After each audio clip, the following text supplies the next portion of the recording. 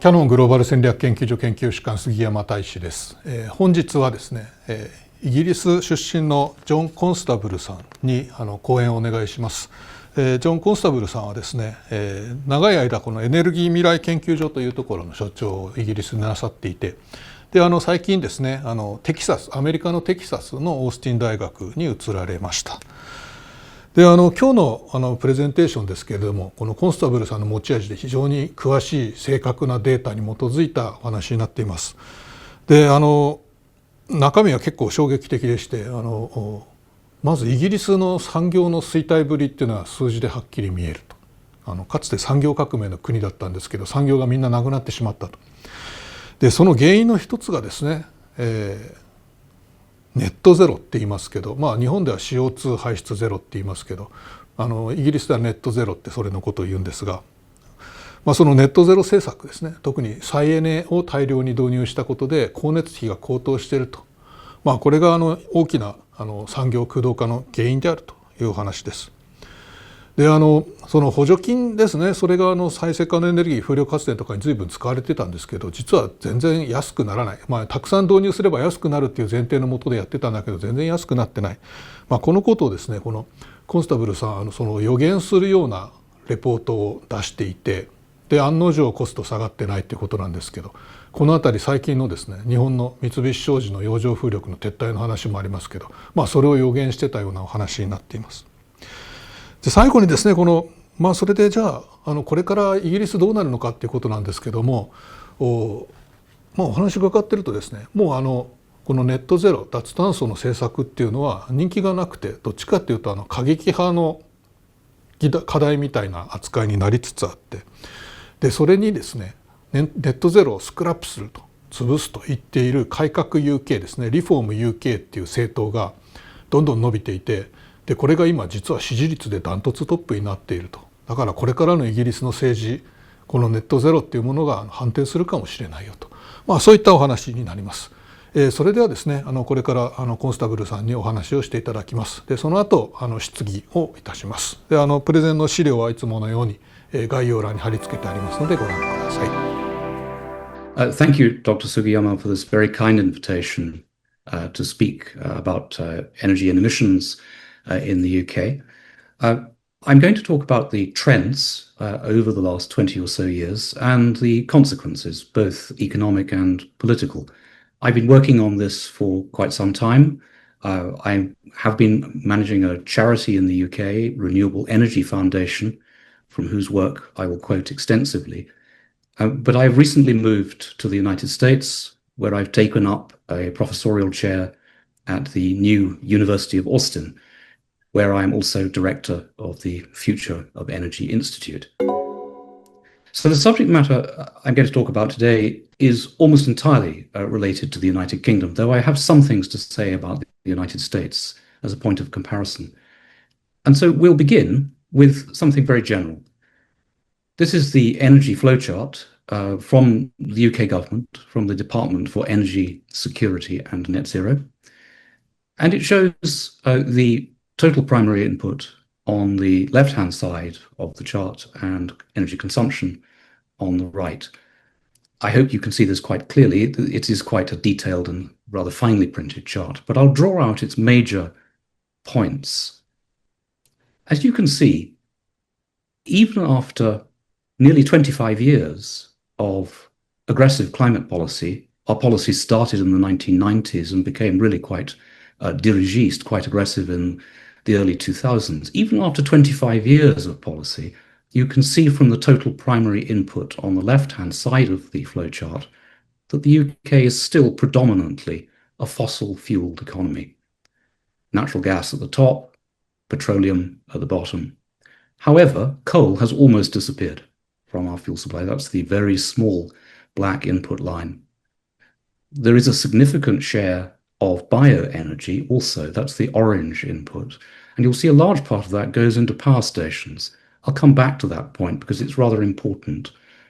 But it's actually largely American trees being burnt in UK power stations in order to provide renewable firm power to shore up, to support the wind and solar input.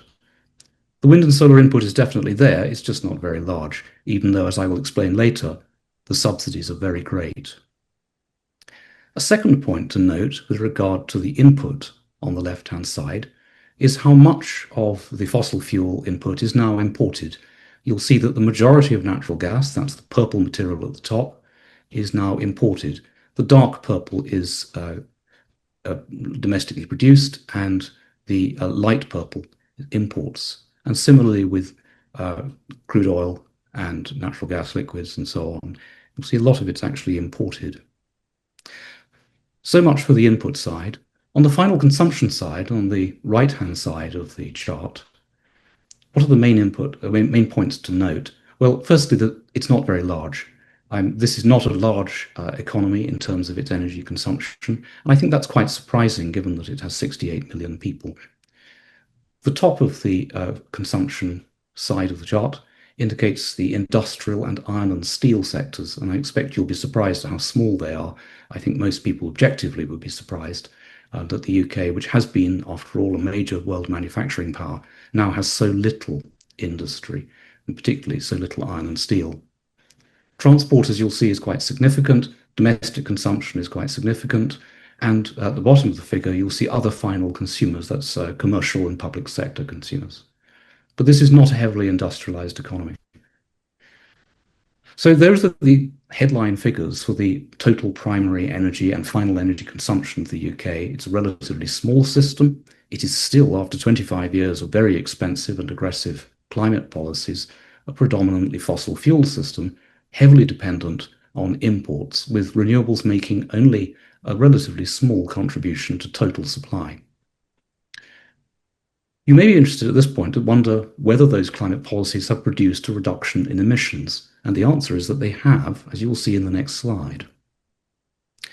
This is UK territorial greenhouse gas emissions in millions of tons of CO2 equivalent from 2009 to 2024. You'll see there's a large reduction here. Declines from just over 600 million tons to just under 400 million tons over that period. The two lines indicate actual emissions and temperature adjusted emissions. They're almost the same for practical purposes. This seems like a very good story.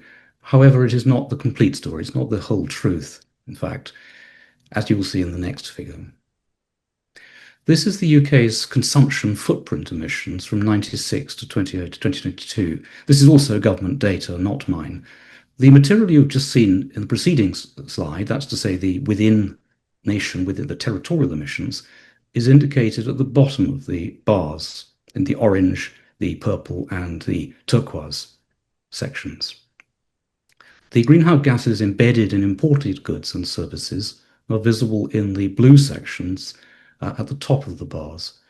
And as you will see quite clearly, the actual reduction from 96 to 2022 is actually quite small in total. So the UK's total footprint has not declined nearly as much, in fact, scarcely at all, in comparison with the territorial emissions.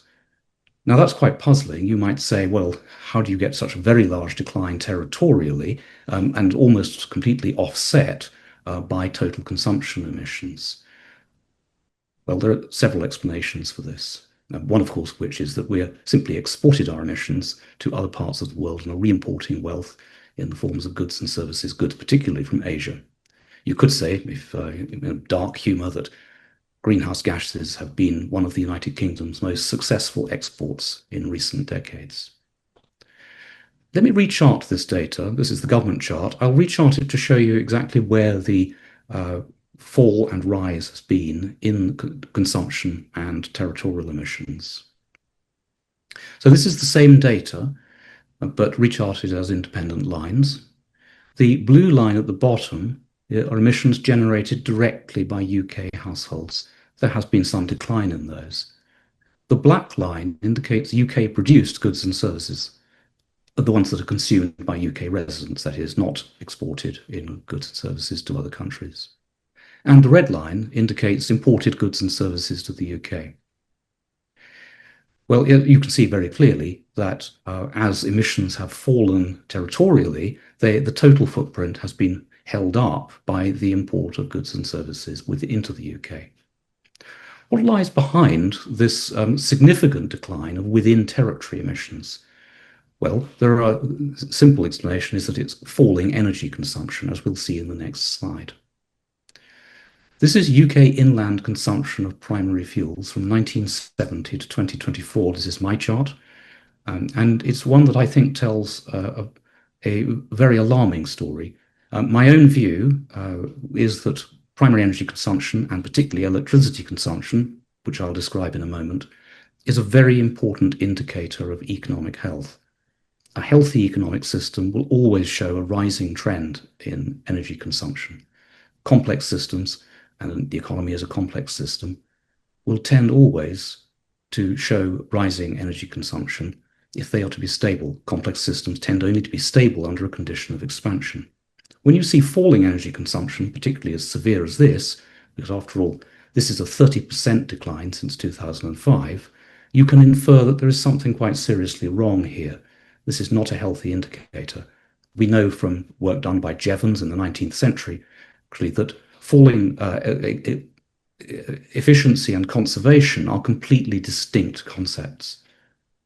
When you see conservation of this level, that does not indicate efficiency. If there was energy efficiency in the British economy, you actually see rising energy consumption.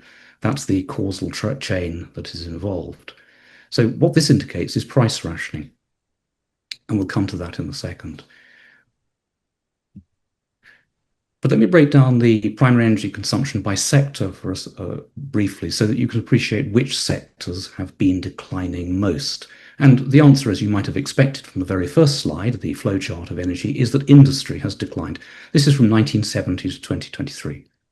And as you can see, a very significant decline in industry over the period 1970 to 2023. But notice that it comes in three phases. There's a significant phase from 1970 through to the early 80s, and then it flatlines, more or less, it's stable up until the early 2000s when it starts to decline once more. And you'll notice if you look above in the three bars, that's transport, domestic and services, you'll notice that those sectors were all increasing up to 2005, and then after around about 2005, they start to decline. So here we see it's pan-economic, pan-societal energy decline. It's not simply that we've deindustrialized. Yes, we did a bit of deindustrialization, but we had a lot of growth in the rest of the economy up until the early 2000s, after which point we see quite significant declines in all sectors.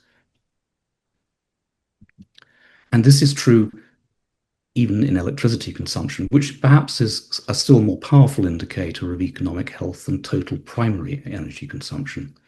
UK electricity consumption graphed here from 1965 to 2024. Again, this is my chart from government data.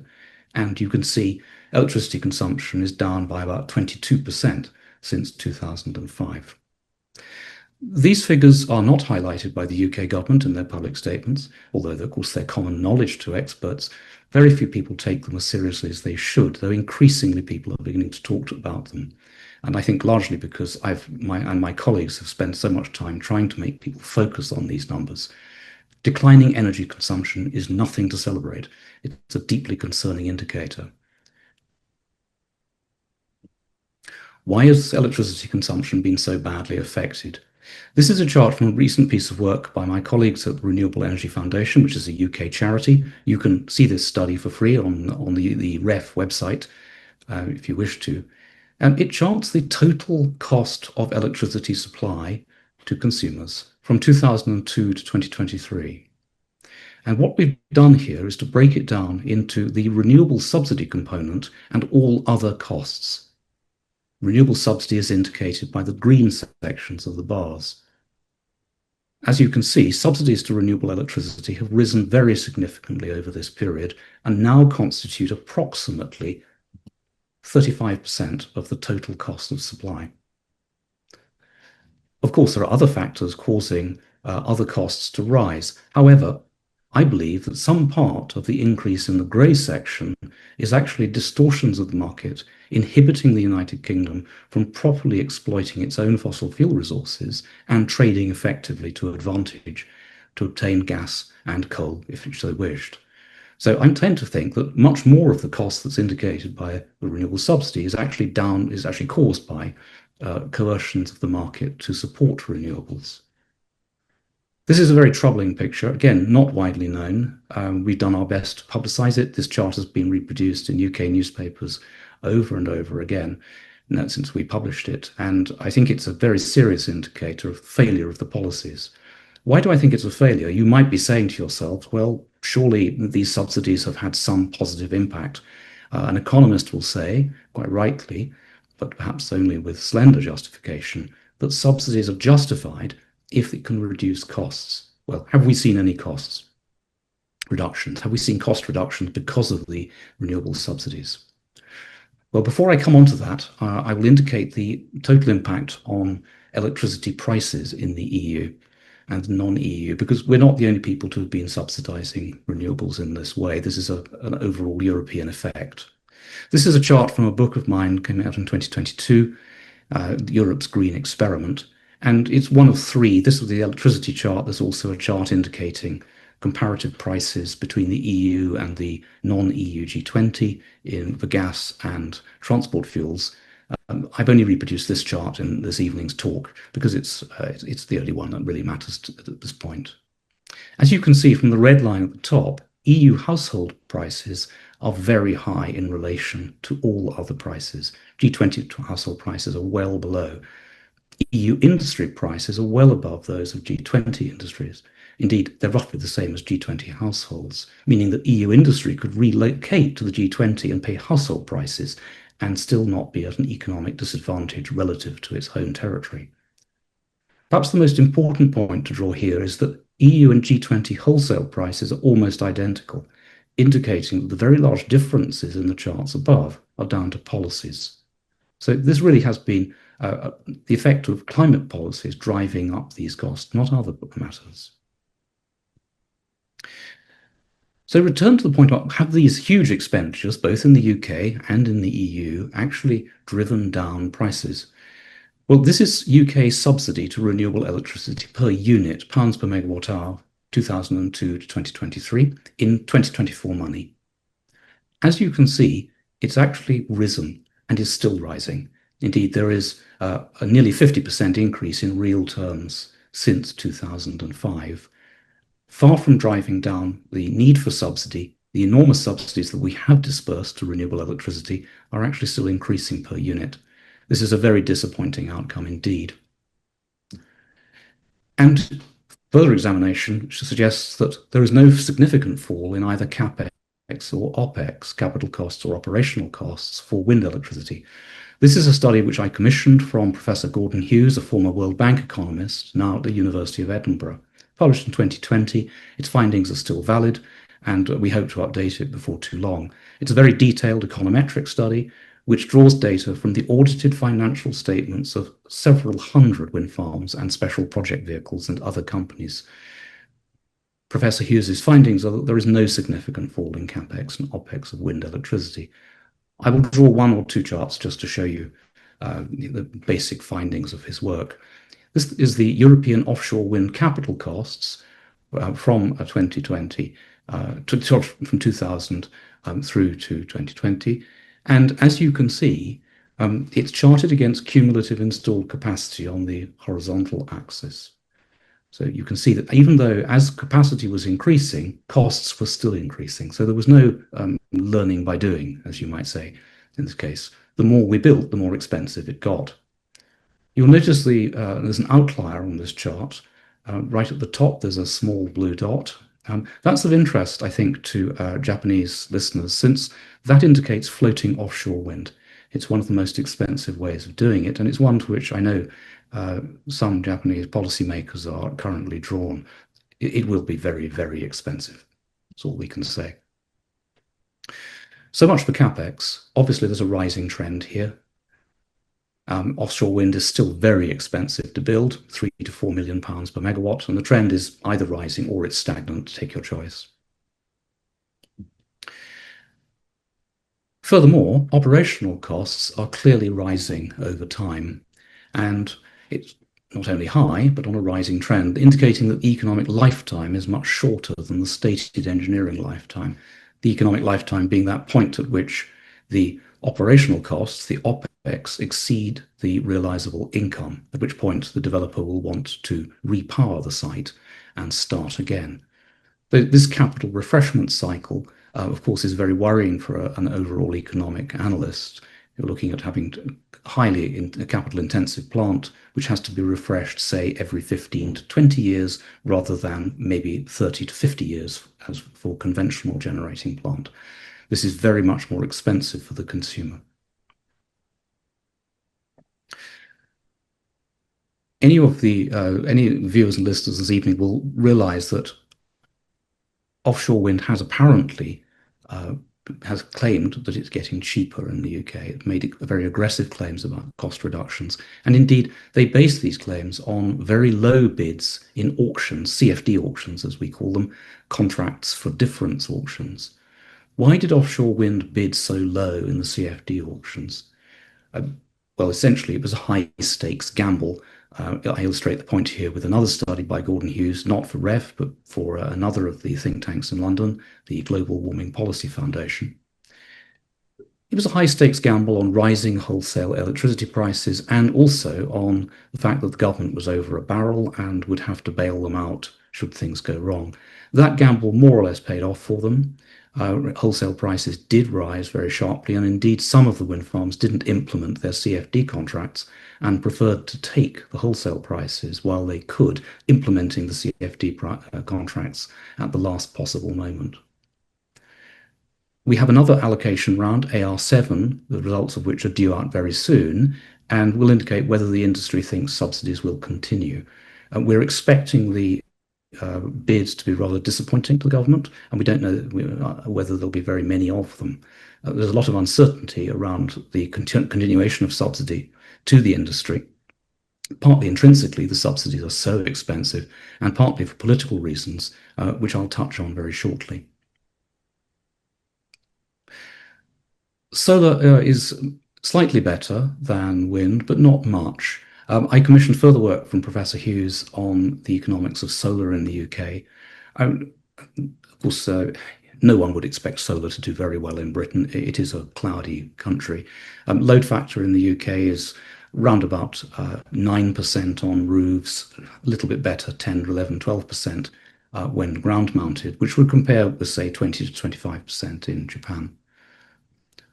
But we don't see any indication that it's getting significantly cheaper in the UK, or even though we're subsidizing it very heavily.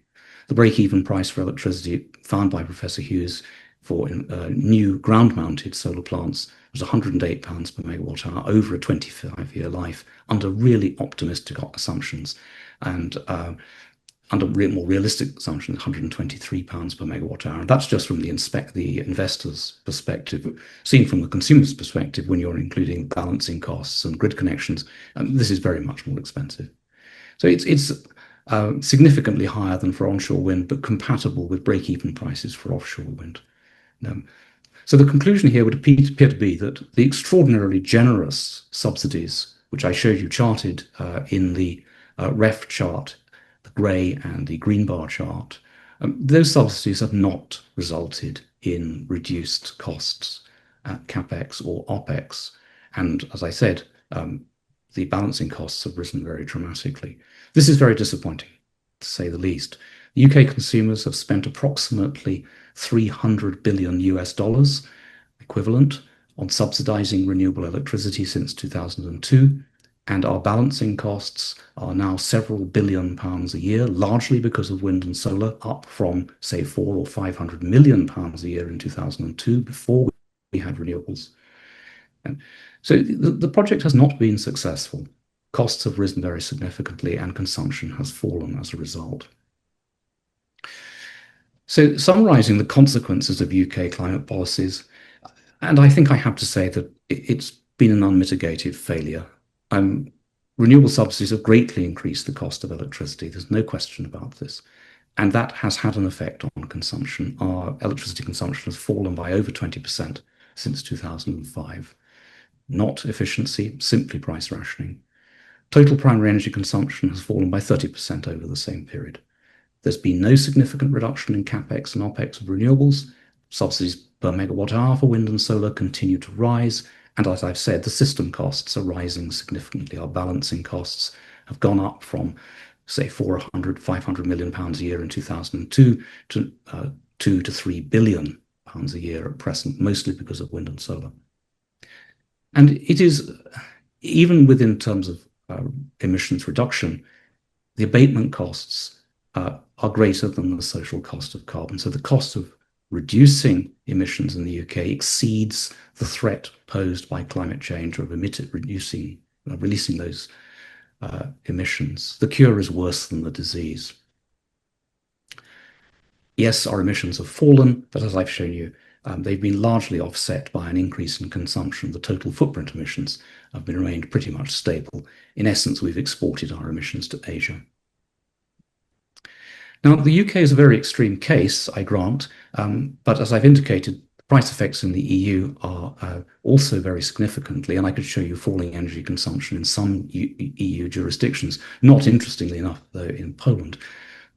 Similar consequences are actually seen in the United States, but I will show you the US charts to make a point that they have similar problems, but they're addressing it. They've actually beginning to actually react to it. So this is US total primary energy consumption from 1949 to 2023. It's a fascinating chart. I have a lot to say about the events somewhere around in the early 70s. I think the US came off trend in the early 1970s and never really returned. I think historians will probably date the longer-term weakening of American power to the early 1970s. But you can see that the Reagan administration from the early 80s got the US back on track, and it was pretty much growing, not very aggressively, but growing substantially up until the early 2000s when it starts to flatline. So it's falling or stalling since about that time. Largely, I suspect, because of climate policies domestically within the US, but also one suspects because of the unwise admission of China to the WTO, resulting in considerable export of manufacturing capacity to Asia. And I can illustrate that with this particular chart. And this chart, again, mine from International Energy Agency data, shows you United States industrial energy consumption from 1990 to 2019. The black section of the chart is the non-electricity consumption, and the yellow section is the electricity section. Let's compare that with the People's Republic of China. As you can see, in 1990, the PRC was consuming slightly less industrial energy than the United States. As of today, about something like 3.5 to 4 times as much. And China is on an electrifying trend, and they're increasing their electrical consumption in industry, whereas the United States is stable or declining.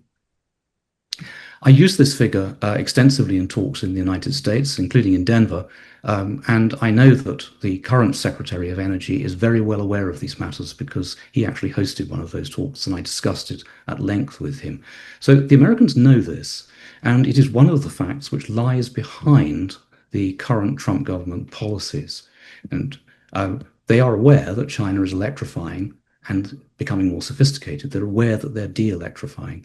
They've got to do something about it, which is why you can see so many announcements coming out from the Department of Energy, and this is the current Secretary for Energy, Chris Wright.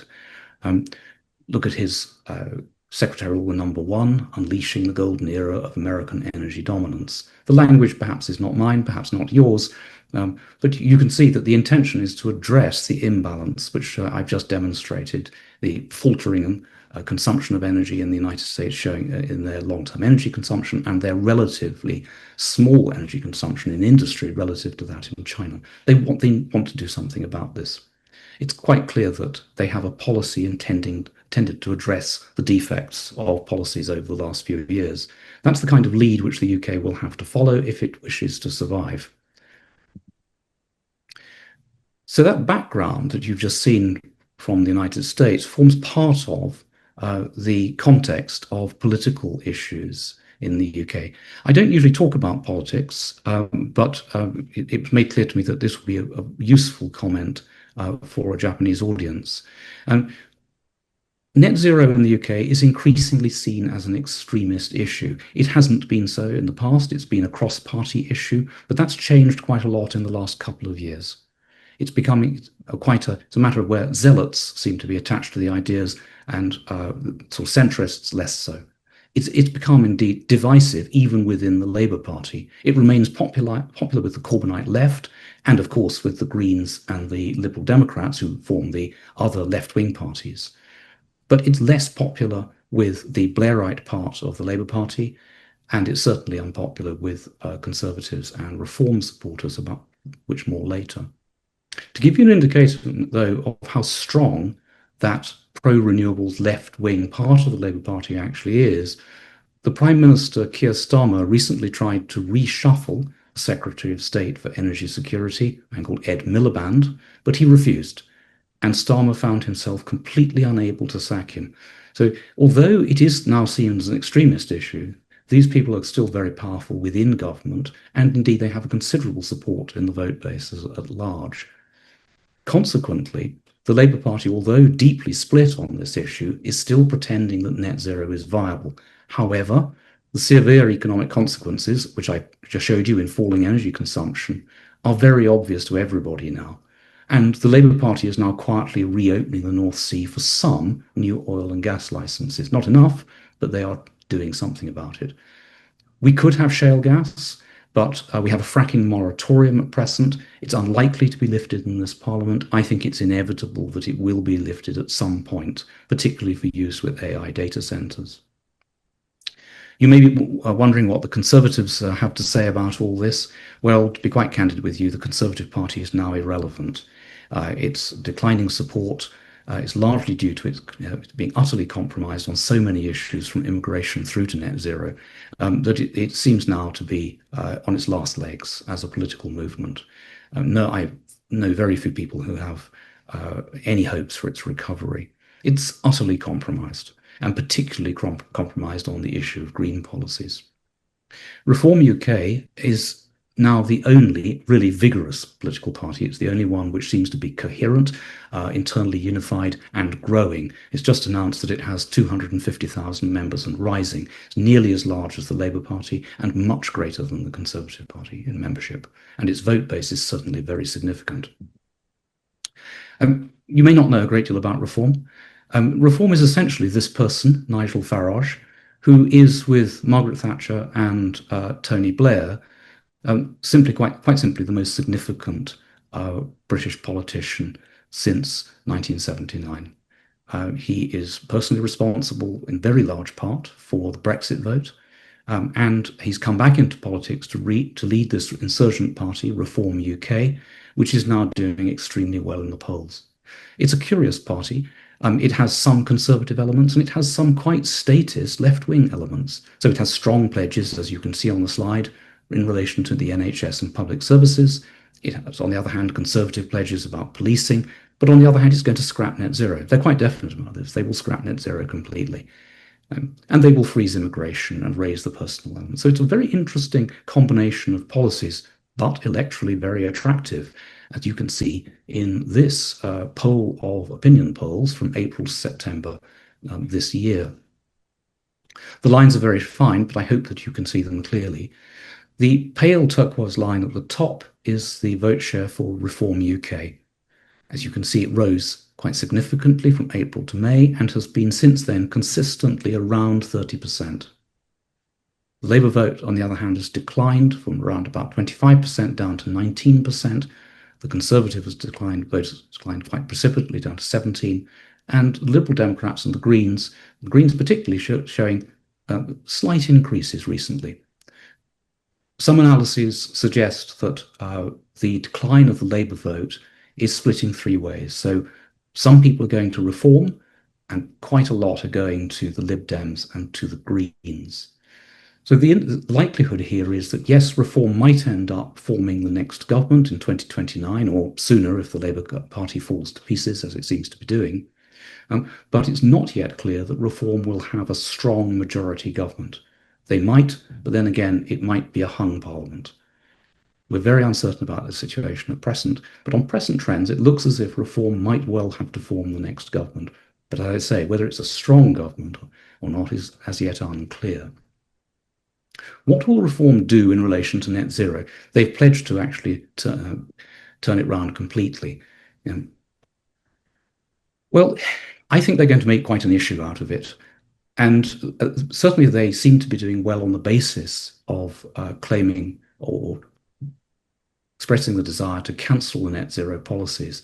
And it's left the other political parties in great difficulties. I show you this cartoon not because it's particularly funny or particularly beautifully drawn, but because it indicates the mood at present with regard to reform. The professional athletes in the political world, Keir Starmer on the left and Kemi Badenoch on the right, are completely outclassed by the amateur, the cigarette smoking, beer drinking, tweed jacketed amateur politician who just quite effortlessly soared past them into first place. So his policies are genuinely attractive, and he will cancel net zero if he can. What will he actually do? What will he have to do? Well, he'll have to prevent new subsidies to renewable electricity, and he'll have to unwind the existing ones. They're currently costing something like $35 billion per year, indirect and indirect subsidies. And he'll have to cut grid balancing costs by reducing the wind and solar fleet. We have to unwind this. It's not a question of just sort of letting it die off gradually. It will have to be cut back progressively, deliberately and progressively. Not rapidly, that would destabilize the system. They'll have to do it carefully, but they will have to do it quite firmly. And he'll have to cancel grid expansion. More grid lines are very expensive for consumers. The aim will be to get the UK back onto the gas to gas and nuclear track for both electricity and heat. I emphasize heat here because it's so important for industrial recovery. This is the only engineerable strategy. The US momentum, as I've indicated, is quite strong, and on a recent visit, the United States President expressed great interest in assisting the UK in developing new nuclear stations. That said, Japan's high temperature reactor is very interesting, and I hope to see it built in the UK. I do not rule out a return to coal for electricity, and indeed I think in some senses it's quite probable, since the lead time now for CCGTs, combined cycle gas turbines, is long. We do have a shortage of firm capacity in the UK, and we need to build something new. At present, as I indicated with the biomass input, we have converted coal stations burning American trees. This really can't go on. There's no likelihood that we'll send those particular coal stations back to coal, but we might rebuild them as new coal stations. A few years ago, discussion of coal was regarded as really quite extraordinary and indeed highly unlikely. Today, I think it's beginning to look, if not quite certain, more probable than not, actually. No. In addition to this, reform would have to suspend or cancel the UK emissions trading scheme. We should never have retained this after Brexit. The EU emissions trading scheme was a very significant break on UK economic development. It was a Brexit dividend to cancel it. We didn't cancel it. I hope that it will be cancelled by a reform government. And domestically, well, for domestic households, we simply have to lift restrictions on natural gas for domestic heating. It's still a very cheap form of space and water heating, and people should be given the choice of using it if they wish. Similarly, restrictions on internal combustion engine car sales will have to be lifted. The EV mandates will have to be at least suspended. Let people choose electric vehicles if they want to, but don't force their hands. So these are the things that will have to be done. And they may have to be done by any government, not just a reform government. So this is certainly what Reform has said it wants to do. Neither Labour nor the Conservative Party have said they wish to do these things. But let's say, for the sake of argument, that a future government is not a reform government or is a coalition government. It may be something that any government has to do. To return to my original points, the decline in energy consumption, and particularly in electricity consumption, are extremely serious indicators of underlying economic ill health in the UK. This is an economy which is, at the risk of sounding rather dramatic, is dying.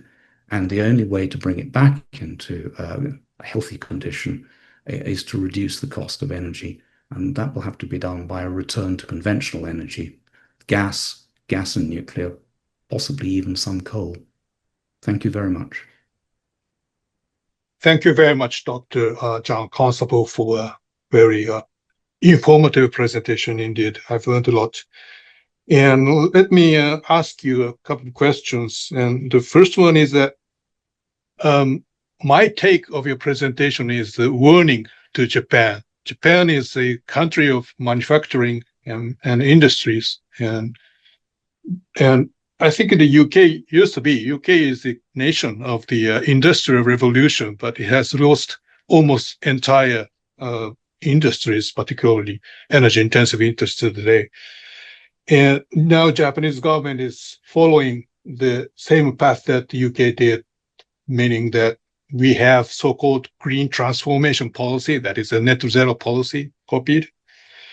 And we are on the path of deindustrialization. How do you react to my take?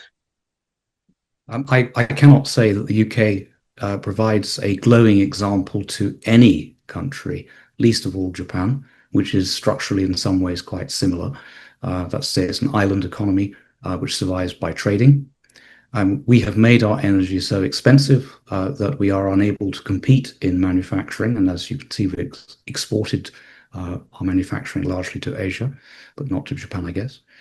I would think, yes, the UK example should be studied very carefully indeed by Japanese policymakers. There's no particular reason why you should repeat our mistakes. I think you should learn from them. Thank you. Then our next question is about wind and solar. I think you heard the news in Japan that Mitsubishi Corporation has canceled the flagship ocean wind project recently, and I'm paying the penalties. And I was struck by your presentation that you and your colleagues have almost predicted the future of the ocean wind projects developed in Japan. And then my question goes to the UK. It's now obvious that the costs are not decreasing, but skyrocketing, and there's no hope that ocean wind and solar is going to be cheap. But still, is the policymakers funding subsidies to continue this business? Will government continue to find new subsidies? Well, I'm not sure that there is any headroom for more subsidies. As I say, direct and indirect subsidies to green electricity currently comprise roughly 40% of the total cost of supply in the UK. I don't know whether the consumers can take any more, actually. And with so little indication of falling costs, either capex or opex, there's no real rational ground for doing so. I might say, by the way, and that the high cost of renewable energy was utterly foreseeable from basic physical principles. Wind and solar radiation, come to that, are both very low-grade energy flows. They're very high entropy. They're very chaotic. Wind is practically random heat. It's almost not a fuel at all. I mean, you can illustrate this point by noting that there are no living organisms, I mean, absolutely none at all, that derive their fundamental metabolic energy from wind. It's just too chaotic to support life. Yes, birds glide on it and seeds are dispersed on it, of course, but these are adventitious uses. Fundamental metabolic energy, not at all. So the fuel quality of wind is so low, it should be no surprise to anybody who understands the basic physics of energy supply and indeed wealth creation that we see no fall in costs, either capex or opex. Nevertheless, I suppose it will be surprising to some, and certainly to an economist looking at the costs. Let's put the physics to one side for a second. You say, all right, we spent all this money, $300 billion equivalent, on the renewable sector in total, but to find absolutely no cost reductions is very disappointing. But as I say, totally unsurprising in the context of the fundamental physics of the situation. Solar radiation is a little bit different, of course. Solar radiation outside the Earth's atmosphere is of very low entropy, but at the surface of the Earth, seen from the perspective of a point receptor, a leaf, or a solar PV panel, You've got a continually varying angle of incidence. You have Rayleigh scattering, you have clouds, you've got landform shadows, and so on and so forth. The fuel is actually at the surface of the planet. Solar radiation is quite a poor fuel. So again, your expectations should, on theoretical grounds, have been very moderate. But we now have empirical data showing that, confirming that in those theoretical expectations. Governments in the West are still finding it very difficult indeed to admit that they backed the wrong horses in the low emissions race. And perhaps I can say, for the avoidance of doubt, I'm not against reducing emissions. I think it's rational to have a climate policy, in fact. I just think that it's even more important that your policy is actually rational, and ours clearly failed that test. It was irrational to select wind and solar, high entropy fuel sources, to try to replace the very superior low entropy fuel sources of fossil fuels.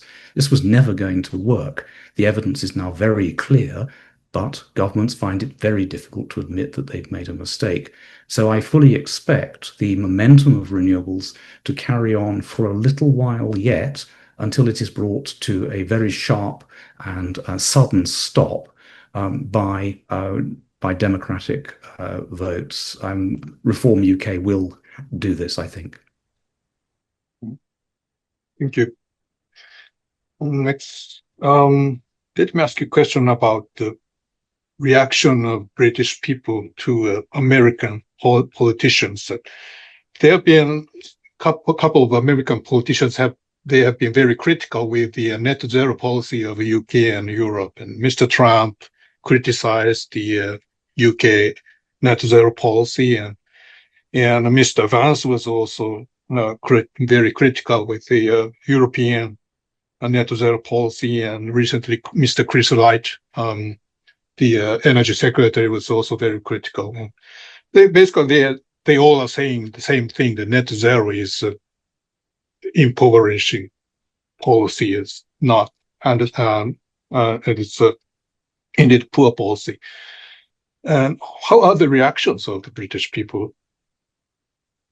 No one likes being told what to do, particularly by somebody outside your own country. I don't think that those remarks are having a great deal of effect on public mood. They've already made up their minds about this. As I said, net zero is increasingly seen as an extremist policy within the UK.